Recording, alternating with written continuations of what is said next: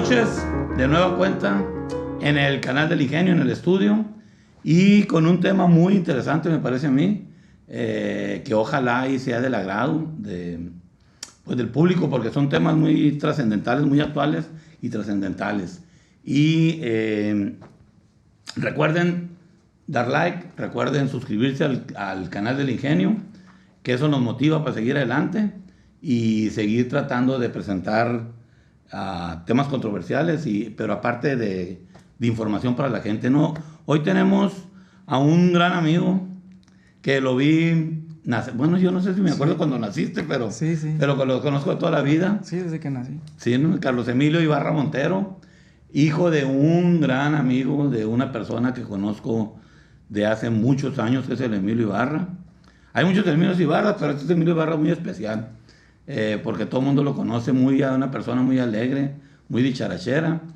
Al Emilio, su padre, ni modo, tengo que decir la anécdota, lo conocí con mi suegro. Yo creo que ahí fue cuando lo empecé a conocer, hace 40 años.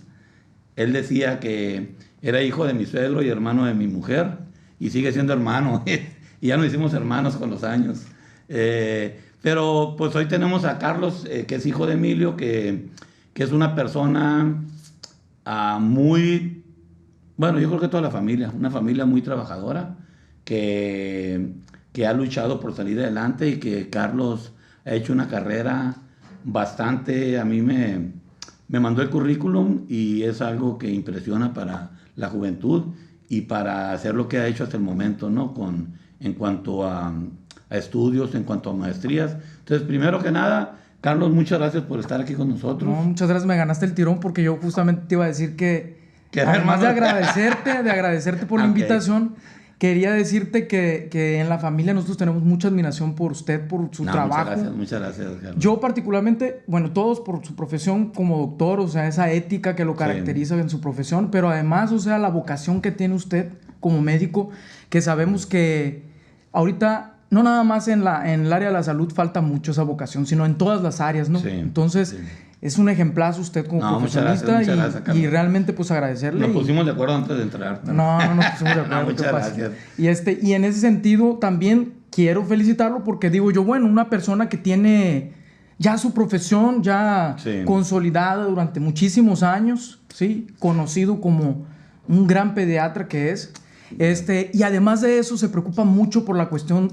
de la participación ciudadana, de la participación política, que eso es lo que nos falta mucho en México, que la gente se involucre y participe. Y este programa que tiene usted es un ejemplo, pues, de que realmente está comprometido. Sí. Ahí la llevamos, y básicamente, en mi casa me regañan mucho, no creas, pues dicen, ¿qué andas haciendo? Pero a mí me gusta. Pero básicamente la intención, y ojalá algún día se llegue a lograr, es tratar de incentivar a la participación ciudadana, o sea, a dejar de pensar que la política es de los políticos, que a nosotros eso no nos debe de incumbir y que somos ajenos a ello, y es algo totalmente falso, algo totalmente que es lo que nos tiene como estamos, en que hacen y deshacen, porque nos metieron en la cabeza el hecho de que no era un tema para nosotros, y realmente es un tema que nos atañe a todos, y la manera de tratar de conseguir en un futuro que tengamos un país mejor para los nietos, los hijos, tus hijos y yo mis nietos, básicamente es en incentivar a las personas a que se interesen, no que se dediquen, pero interesar, saber sus derechos, saber cómo puede uno presionar para que las cosas se vayan dando. Y quiero, Carlos, primero que nada, que nos digas tu currículum. ¿Cómo empezaste? ¿Dónde estudiaste? Y de ahí cómo... Carlos me regaló un libro de Sergio Aguayo, que ahí lo tengo en mi consultorio, autografiado por Sergio Aguayo, en el Colegio de México. Sí me acuerdo. Era sobre la charola. Sí, de cómo empezó la DEA y todo en Jalisco, la Guerra Sucia. Fue cuando estuve en un verano de investigación en el Colmex con el doctor Sergio Aguayo. Y es de las personas, Sergio Aguayo, creo que más conoce de la Guerra Sucia de los 70. Sí. Y el libro es bastante bueno, bastante informativo. Sí. ¿Cómo empezaste? Yo soy licenciado en Ciencias Políticas y Administración Pública por la Universidad Autónoma de Sinaloa. Estudié prácticamente estudié la mitad de mi curso, que fueron 5 años en la UAS, y la otra mitad lo hice fuera. Estuve un año en la UNAM, trabajé como profesor adjunto también en la UNAM di clases, tenía como 20 años. No sé qué les enseñé a los chamacos, pero ahí estaba, en el área de comunicación. Estuve un año allá y también culminé mis estudios de licenciatura en la Javeriana, en Bogotá. Posteriormente entré al programa de Doctores Jóvenes de la Universidad Autónoma de Sinaloa y conseguí mi beca de CONACYT para hacer una maestría de calidad en la UAS. Estuve un año y medio en la UAS y el otro semestre, el semestre para finalizar, nuevamente lo terminé, pero en Bogotá, pero en la Nacional. Ahí trabajé mucho tiempo el tema hice investigación sobre desplazamiento forzado interno, que es el tema que venía trabajando hasta que llegué al doctorado. Lo estudié en la Universidad Federal del Estado de Río de Janeiro, se llama Unirio, en Brasil, becado por el Consejo Nacional de Ciencia y Tecnología y por el programa de Doctores Jóvenes de la Universidad Autónoma de Sinaloa. Y pues he hecho otras cosas. Estuve también haciendo una especialización en el Colegio de México. Tuve como maestros a Gerardo Esquivel, que es un personaje importante en la Cuarta T. Sí. Ya había intentado ser muy importante en la época cuando llegaba Fox, antes de que entrara Fox, y cuando recién llegó estuvo en los consejos, porque es consejero del Banco Mundial, ¿no? Bueno, era, ¿no? Es economista, Gerardo Esquivel. Es economista. Sí. Trabajamos una materia que era cómo hacer crecer México. Nunca nos supo responder cuando era profesor. Después, ahora que ya entró en la política, tenía todas las respuestas. Ya sabe todo. Y también me dio clases Lorenzo Meyer, Sergio Aguayo. Lorenzo Meyer. Sí. Ahí estuve y bueno, terminé mi doctorado. Actualmente trabajo el tema de la construcción de la memoria. Trabajo conceptos como violencia, vida, y desplazamiento forzado interno. Pero me enfoco mucho en la cuestión de cómo los gobiernos tienen una política de precarización actualmente, y cómo esa política de precarización va permeando diferentes áreas, diferentes partes de la dinámica social, y una de ellas es la cuestión de la democracia y la cultura política. Perfectamente, que es lo que queremos. Pero antes te quería, de esto que me dices de la precarización y de la violencia, pues aquí tenemos la cuestión de las rastreadoras y todo, o sea... He estado trabajando, me he aproximado a 2 de los grupos, porque se han atomizado los grupos de los movimientos que están rastreando a los familiares desaparecidos. Y he estado aproximándome a don Mario, a la señora que fue una de las principales, fue la primera que comenzó con esto del Fuerte. Se me va el nombre, cuando me lo encuentre en alguna forma me va a regañar. Ahorita me voy a acordar, tengo memoria de viejito, ya se me olvidan las cosas. Y me he aproximado un poco a ellos para analizar la cuestión de cómo van a construir los memoriales, en dónde se les ha dado el espacio para que construyan un memorial en donde se les reconozca que fueron seres humanos, como un muro o algo que fueron seres humanos que perdieron la vida y que independientemente la situación bajo la cual se encontraban haya sucedido, pues son seres humanos. Y la idea es esa, como que incentivar a la empatía y la solidaridad para con el dolor de estas familias. ¿Y ese memorial lo estás haciendo a través de algún organismo?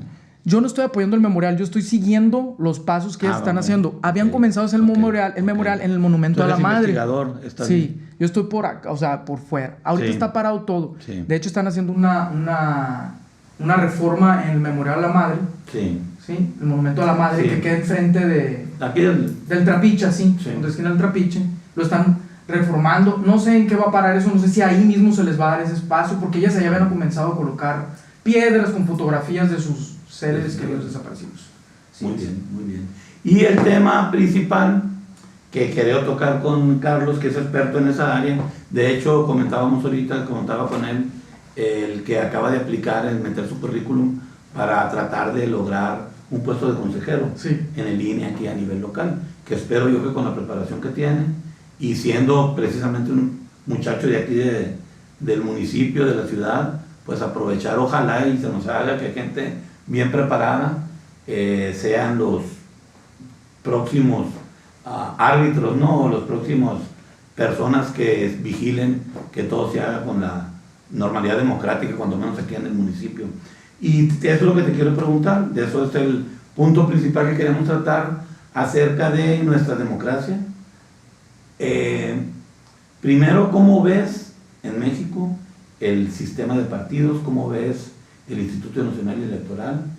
¿Qué fortalezas le ves comparado con los países donde has estado y con los estudios que has llevado? ¿Qué debilidades, qué cosas que pienses tú habría que modificar para mejorar nuestro sistema?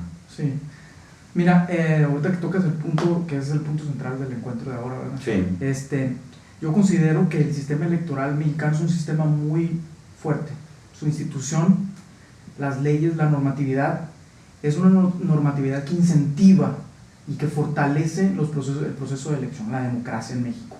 A diferencia, por ejemplo, también hice un verano de investigación en UTEP, en University of Texas at El Paso, en El Paso, Texas, en la Universidad del Paso, con Tony Payán, y estuve trabajando el tema electoral, del sistema electoral de Estados Unidos. Sí. Nosotros, a diferencia de la democracia estadounidense, que a tanto les encanta a los supuestos analistas políticos, a los opinadores de hoy en día, poner como ejemplo, nosotros sí tenemos una democracia directa, ellos no tienen una democracia directa. Además de eso, el sistema electoral mexicano no tiene 5 puntos que actualmente están a discusión y que son sumamente críticos, y es un problema serísimo lo que está pasando en Estados Unidos. Uno de ellos es, por ejemplo, la purga. No sé si ya has escuchado hablar de esa barrera al voto en Estados Unidos. Nosotros no tenemos eso. Eso consiste en 6 años. Si tú en 6 años en Estados Unidos eres ciudadano estadounidense y en 6 años tú no votaste por las condiciones que hayan sido, automáticamente entras en la lista de la purga y quedas eliminado. Nunca más puedes ejercer tu voto, a no ser que posteriormente se vengan movimientos sociales que luchen por recuperar esos votos. Ese es uno. Otra cuestión que, por ejemplo, el sistema electoral mexicano tampoco tiene, a diferencia del estadounidense, es la cuestión de la barrera por la dirección en donde tú vives, el comprobante de dirección donde tú vives. En Estados Unidos, para poder registrar tu dirección y para poder acceder al ID, o sea, necesitas no sé cuántos documentos que acaban impidiendo que personas que son de bajos recursos económicos, los pobres, los afroamericanos, los centro y suramericanos y nuestros hermanos también de aquí de México, que ya son nacionalizados, pues a veces en sus condiciones no pueden alcanzar a juntar sus requisitos. Sino, esas son algunas de las tantas, ¿no? Una que me llama mucho la atención, que es, por ejemplo, exconvictos en Estados Unidos. En el 2018 se logró ganar en Florida para que pudieran votar. Y a 4 días antes, sí, pero 4 días antes de que se hiciera la preliminar, las votaciones preliminares en agosto en Estados Unidos, la corte salió con que sí podían votar, pero que de ese 1,5 millones casi que estaba como exconvicto, tenía que pagar la cuestión económica, ¿sí?, de la pena que se les había impuesto, si no, no podían votar. Entonces nuevamente hicieron un filtrado de nuevo, los sectores que no tenían dinero, ahorita están peleando otra vez porque no pudieron votar. Entonces todas esas cuestiones, vean cómo está el sistema electoral, o sea, es un sistema electoral muy perverso, muy complicado. Nosotros no tenemos eso.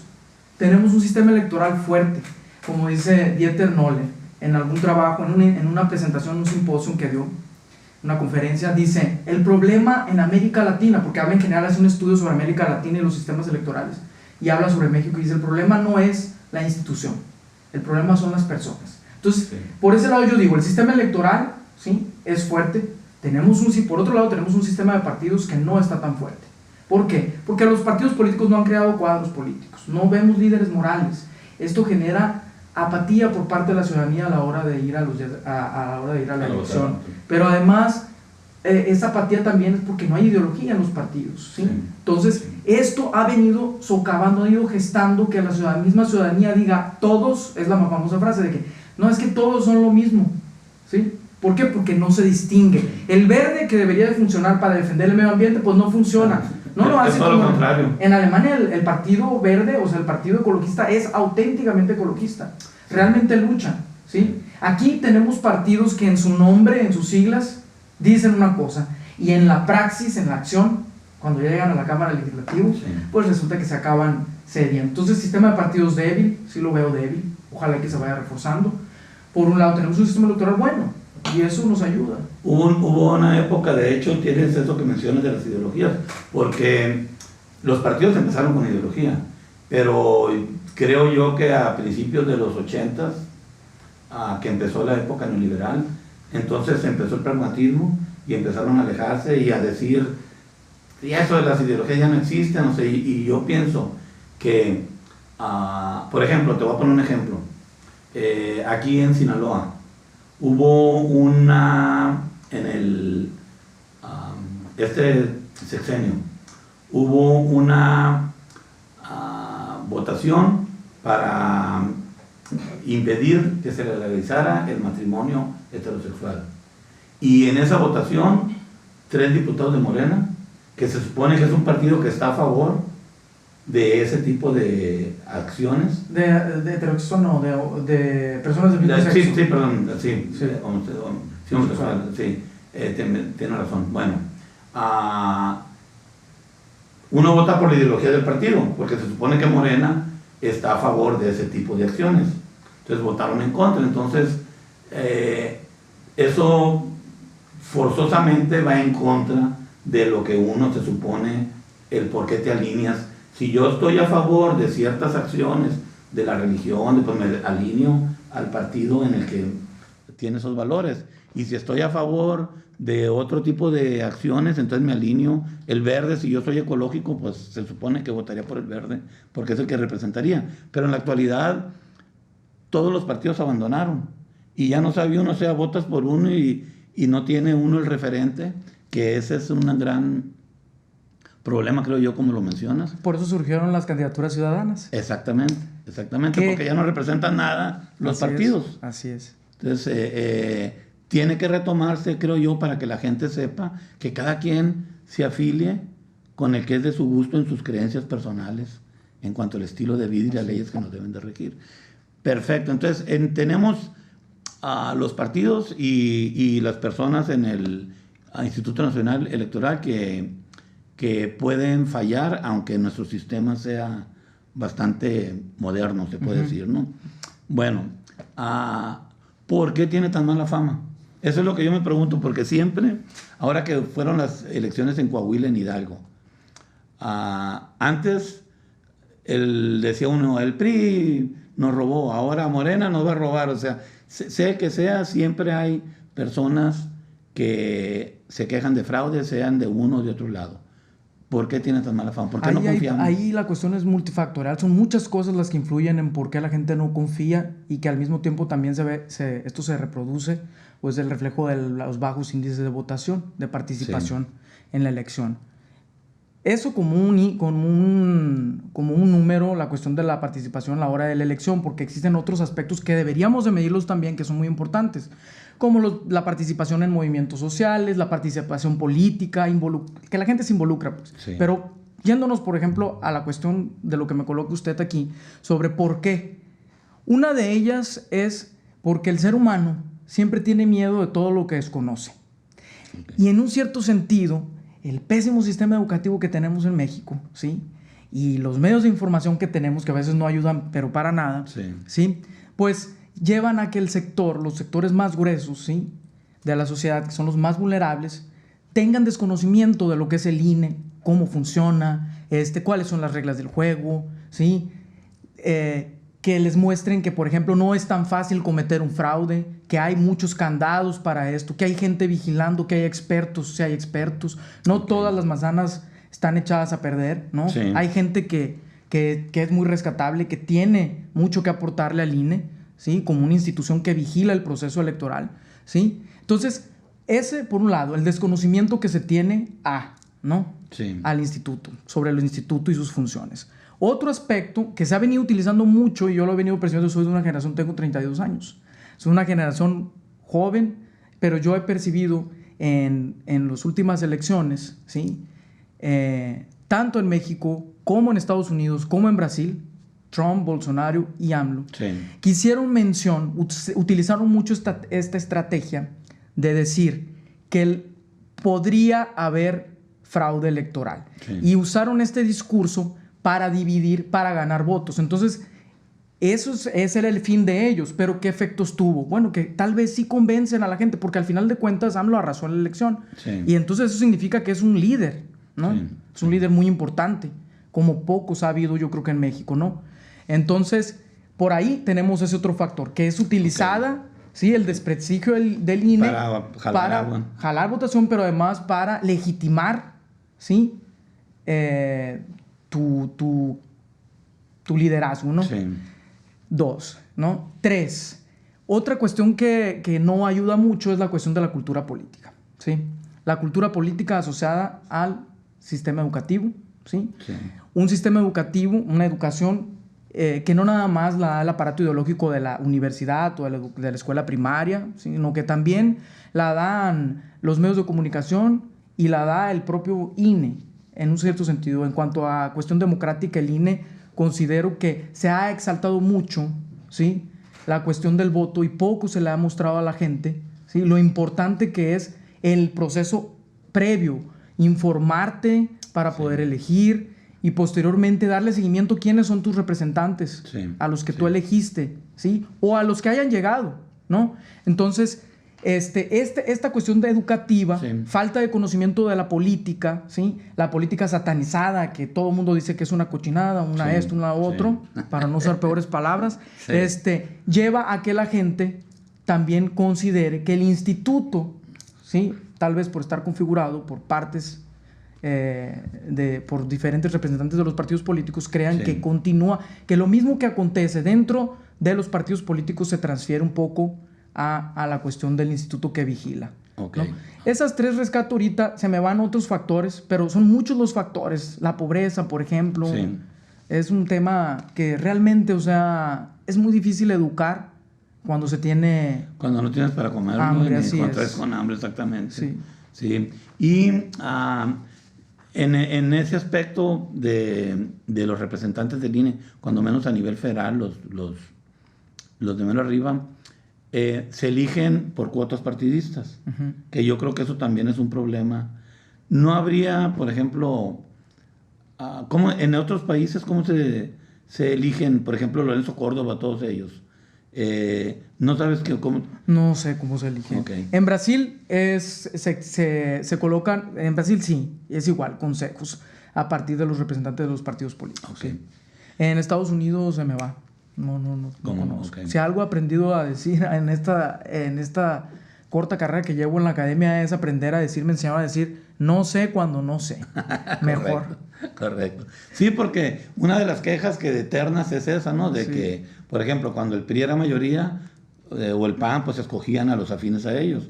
Hoy es Morena, entonces hoy escogen o dicen escogieron a los afines. Entonces debe de haber una manera, quizá voto secreto entre los senadores. Un aspecto que se me iba, otro factor, es el suprapresidencialismo que vivimos en México histórico. Es esa presencia tan fuerte que tiene el presidente de la República, no de ahora, de siempre.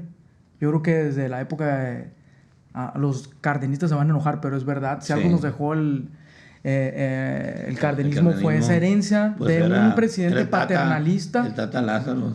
De un presidente paternalista, del famoso ogro filantrópico, del que habla Octavio Paz en su ensayo. Ogro con el que se disciplina y con el que está aquí conmigo. Y filántropo con el que no. Y en esa medida ese poder que tiene el presidente... Pues ahí estamos los fideicomisos ahorita. La pelea que hay con los fideicomisos. Por ejemplo, ya lo hemos visto cómo el presidente castiga a los estados, cómo rompe con el principio fundamental de lo que es la federación, dejando inclusive en riesgo la función, o sea, una auténtica federación. Entonces, el presidencialismo en México sí genera fricción, sí genera presión, aunque digan que no, sí hace presión en el instituto. Pero además tenemos los grupos de presión, como la iglesia, como por ejemplo también el sector empresarial, que queramos o no, sí se entrometen en los procesos electorales. Y bueno, ya los movimientos sociales, como los grupos de interés, que son movimiento feminista, los ambientalistas, todos sí tienen también una influencia, un impacto, pero yo considero que, hablando en términos de importancia dentro de nuestro sistema político, los movimientos o los grupos de interés o los movimientos ciudadanos, la sociedad civil es muy débil en México. Y en ese sentido yo no creo que tanto los movimientos sociales influencien, por ejemplo, al INE. No veo nada de eso. Ok. Y en cuanto, por ejemplo, en las localizaciones, en las poblaciones, en los ejidos de todo, la compra de votos, ¿eso habrá manera? ¿Crees que se vaya reduciendo? ¿Crees que esté igual? ¿O que haya alguna manera de regularlo? Yo creo que la cuestión de la regulación para evitar la compra de votos es la fiscalización del gasto de los partidos. Es la transparencia, exigirles que el órgano que se encarga de fiscalizarlos los fiscalice de verdad. ¿En qué te gastaste el dinero? ¿De dónde viene el dinero? Y ahí ya vienen un montón de problemas. Y tendría que ser, porque hace tiempo tuvimos aquí al mi yerno Meño Antúnez, que su papá es Movimiento Ciudadano en Michoacán. Él vive en Hermosillo. y nos decía algo similar, o sea, de que se debería de prohibir dinero privado en los partidos y que el dinero que el gobierno, la federación, le da a cada partido debería ser exactamente igual para todos los partidos. Porque es la única manera de tratar, porque no le puedes dar a un partido 1,000 millones y a otros 100, no hay manera de que compitan. Sí, o sea, entonces, que debería ser exactamente la misma cantidad para todos los partidos, independientemente del número de votos que obtengan, y prohibir por completo el dinero privado. Sí. Y sería, yo creo, la mejor manera de que haya fiscalización. ¿Cómo la ves? Pues parece una idea y una hipótesis interesante, pero no podemos sacar conjeturas porque si vemos nuestro sistema electoral está llenísimo de candados. O sea, nosotros tenemos tantos candados que no... La cuestión es la siguiente. ¿Cómo es que pueden, sí, perforar esos filtros? ¿Cómo le hacen para sacarle la vuelta a toda esta serie de candados, para abrirlos y hacer lo que quieren? Por eso, o sea, la cuestión es lo que repito, o sea, la institución está fuerte. Lo que falta es la participación ciudadana. Sí. Es un cambio de conciencia y ahí está el meollo del asunto. Es lo más difícil de todo. Pero esa hipótesis podría ser, según tengo entendido, ya en algún momento nosotros vivimos en México, el sistema los partidos no recibían dinero de la iniciativa privada, ¿no? Sí. Era solo recurso público y fue posterior que se comenzó a hacer siguiendo el modelo que en Estados Unidos, pero en Estados Unidos se permiten las donaciones, ¿no? de la iniciativa privada. Porque al final de cuentas también sacar del juego a la iniciativa privada, a los empresarios, está sacando... En una democracia no podemos hacer eso. Tendrían que participar. Pero obviamente... Pero no con dinero. Porque si tú te embarcas con alguien que te apoyó, pues ya quedaste comprometido. Es como dice el presidente, yo lo tengo bien presente eso. Es imposible que si yo, Paco Casillas, soy regidor de Morena y el alcalde es del PRI, y yo me voy a comer al farallón con el alcalde todos los días. O sea... conflicto de interés. O sea, o sea, te haces compa y te haces compita aunque no quieras, o sea... Y entonces ya se mezcla la cuestión ética y laboral con un conflicto de interés de que es tu amigo y de que fácilmente somos humanos. Así es. Somos seres humanos y muy fácilmente podemos condescender cuando se oye feo, pero es la verdad. O sea, por eso, no sé si viste hoy en la mañanera una denuncia de Gustavo Serrano, de Sin Censura, de 3 personas de Pemex comiendo con Romero de Champs, y sale la foto y el video, y a uno de ellos ya fue despedido hoy. La noticia se dio hoy en la mañana, le dijo hoy en la mañana al presidente Gustavo Serrano, y ahorita en la tarde sale la noticia de Pemex que le quitaron el puesto. Por lo mismo, dice, los asuntos deben de tratarse en las oficinas gubernamentales, no en restaurantes o en pachangas o con el trío, con el mariachi.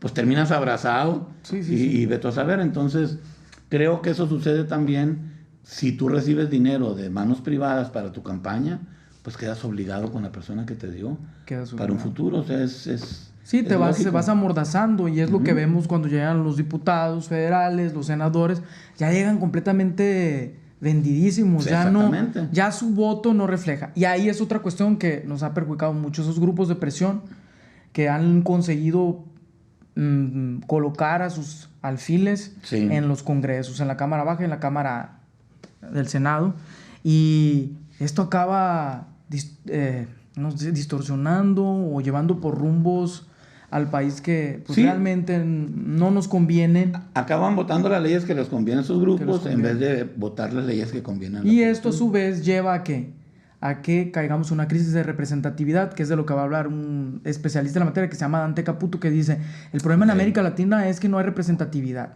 Las personas, los ciudadanos... Dante Caputo es argentino, ¿no? Sí, no se sienten representados. Y esto se ve en las encuestas del Latinobarómetro y en las encuestas de percepción ciudadana. Aparece claro.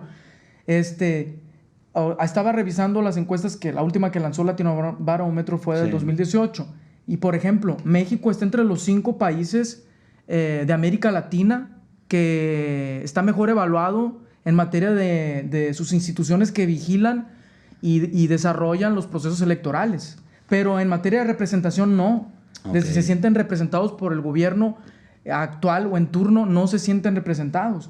Esto lleva a eso. Entonces dice la gente, no, pues es que si dice que es de Morena, o dice que es del PRI, o del PAN, o del tal, pero resulta que llegan y ya van por los intereses de tal empresa, de tal sector, ya no hacen nada. Entonces, ¿sabes qué? Pues que lleguen los que sean. Son representantes de corporativos y no de la gente. Esa es la crisis de la representatividad en México. Ese es el problema. Bueno, pues eso lo tenemos que ir. Yo pienso que parte del cambio se dirige hacia eso. No sabemos si se va a lograr o no se va a lograr, o si vamos a salir peor, o vamos a salir igual, o vamos a salir mejor. Pero pienso que cada vez hay más gente politizada. Eso sí. ¿Siente usted? Sí, en las redes yo lo veo que cada vez hay más opinión. Por ejemplo, esto es muy representativo. En la elección ahora de cuando iban el Tribunal Electoral de la Federación, estaban dirimiendo si autorizaban o no México Libre. No me acuerdo si fue un sábado, un viernes, pero eran las 10, 11 de la noche y la gente seguía siguiendo. Escribiendo y siguiendo como era en vivo. Estaban por internet, lo estaban transmitiendo. Estaban interactuando pues con el proceso. Y la gente bien pendiente de la decisión que tomaran. Sí, qué bueno que tocas ese punto, porque ese punto va a ser clave. No sé si el otro día te comentaba que va a haber dos temas que van a ser cruciales en la elección del 2021, que yo creo que ya todo el mundo sabe. Es la elección más grande que ha tenido México, histórica. 95 millones de electores, 5 millones más que en el 2018. 164,500 y tantas casillas se van a montar. Son 15 gubernaturas, ¿sí? Son más de 21,000 cargos de elección popular. Es muchísimo lo que se va a tener que movilizar, y luego con lo que estamos viviendo ahorita estamos viviendo esta pandemia, cañón, quién sabe cómo vaya a ser. Pero ahí uno de los retos va a ser cómo va a ser el proceso de vigilancia de las redes sociales en los nuevos medios de comunicación. Es lo que platicamos el otro día. Está cañón eso, porque ya vimos que ha habido presidentes que se hicieron presidentes gracias a WhatsApp, literalmente. Donald Trump, allá para nuestro vecino del norte, y Bolsonaro. El mismo asesor de Donald Trump fue el que contrató a Bolsonaro para hacer la campaña. Todo lo hicieron mediante fake news, basura, información basura, creando campañas del miedo, de terror, para que la gente no votara, porque esos gobiernos ganaron porque hubo abstención. Además de la pésima organización de los procesos electorales, que fue proposital, o sea, la desorganización en Estados Unidos para que ganara Donald Trump, y en Brasil igual. Entonces, ese va a ser uno de los retos. Y el otro reto, para que se pongan atentas todas las mujeres, va a ser la cuestión de la violencia política contra la mujer, que es un tema serísimo, que no se ha logrado ganar un fallo, por lo menos aquí en el estado de Sinaloa, a favor de alguna denuncia, de algún caso de violencia política contra la mujer. Entonces, ya sea por redes sociales, ya sea físico en el momento, no se ha logrado. Entonces hay que estar bien pendientes en esto. Son dos temas fundamentales, principalmente el tema de las redes sociales, porque ¿cómo vas a vigilar? Porque fíjate, ¿cómo lo pueden hacer? Yo puedo ser un influencer con con miles, cientos de miles de seguidores, y resulta que el puro pleno día de la elección, te pones yo invito al candidato al gobierno de tal partido, ¿no? Y lo invito porque se me da la gana. No vamos a hablar de que él es el candidato, porque en el día de la elección no se puede hacer proselitismo, pero lo puedo invitar a hablar de lo que sea, de comida mexicana. ¿Qué opinas de las playas? ¿Qué opinas de Topolobampo? ¿Qué opinas de...? Y entonces lo tienes todo el día, ¿Y ahí qué onda? ¿Qué va a pasar? O sea, ¿cómo es que ese candidato a gobernador sí pudo conseguir que ese influencer, youtuber o lo que sea, lo invitara? ¿Cómo vas a fiscalizar si le pagó o no le pagó? ¿Verdad? Entonces, es un tema que va a ser relevante, es una navaja de doble filo. Vamos a ver qué pasa. Yo espero que la gente salga a participar.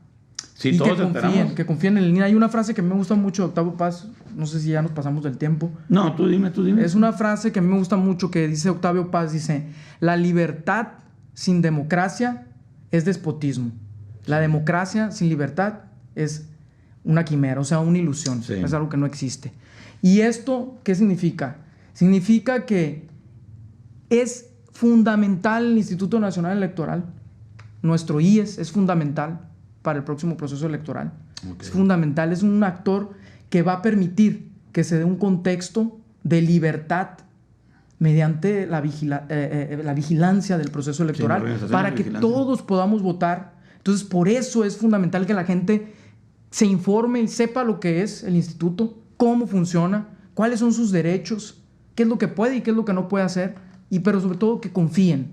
Sí. Que confíen y que pues sí salgan a votar, que participen. Sí, es lo principal, exactamente. Sí, perfectamente, mi estimado Carlos, pues yo creo que ha sido una plática bien enriquecedora. Me encantó, me aclaraste muchas cosas que desconocía y yo creo que tenemos pláticas posteriores en cuanto a la cuestión de los feminicidios, la violencia, los desaparecidos, todo lo que has estado siguiendo, investigando. Y aparte, espero que tengamos el 21 que ya estés aquí. Vigilando que ojalá, todo sea, ojalá, que tengamos una persona que esté con esa preparación, conocimiento y la honestidad y la imparcialidad para tener la certeza a nivel local de que todo sea como debe de ser, ¿no? Será, sobre todo apartidista y viendo que marchen las cosas como deben de marchar. Claro que sí. Eso yo creo que a la población nos hace falta en general, en todo el país, esa confianza. Todo el mundo dudamos, todo el mundo decimos, todo el mundo nos quejamos, o sea, cuando no... Y aquí yo creo que aplica para todos los partidos. Todo el mundo reclama cuando pierden, sea el partido que sea. Entonces yo pienso que tenemos que ingresar en esa cultura de la defensa de las instituciones y de generar instituciones también, las personas que la generen, ¿no? Que participemos. Exactamente. Y eso depende de nosotros. Claro que sí. O sea, no depende ni del presidente ni de los funcionarios, sino de la presión popular, de la participación popular. Eso nos toca a todos nosotros. Nosotros somos el brazo más fuerte del INE en los procesos electorales. Los ciudadanos, el ojo del ciudadano siempre vigilando. Exacto. Entonces, y ahorita con las redes y las cámaras. Las cámaras, esperemos que no haya mapachaje, no haya golpes, no haya acarreo de votos, no haya nada de eso. Pero vamos a estar pendientes. Sí. Y ojalá ya estés ahí tú, Carlos. Gracias. Te agradezco mucho tu presencia y te vamos a seguir invitando porque es muy interesante los temas que... Muchas gracias, Paco. Gracias a ti, Carlos. Gracias, y muchísimas gracias al equipo, al Flavio, al Robert, al Pacorro. Muchas gracias. Es peligroso equipo que tenemos aquí. Sí, tremendo. Son los patrones, me ven correteado. Muchas gracias, muchachos. Y recuerden like y suscribirse. Y nos vemos en 8 días, Dios mediante.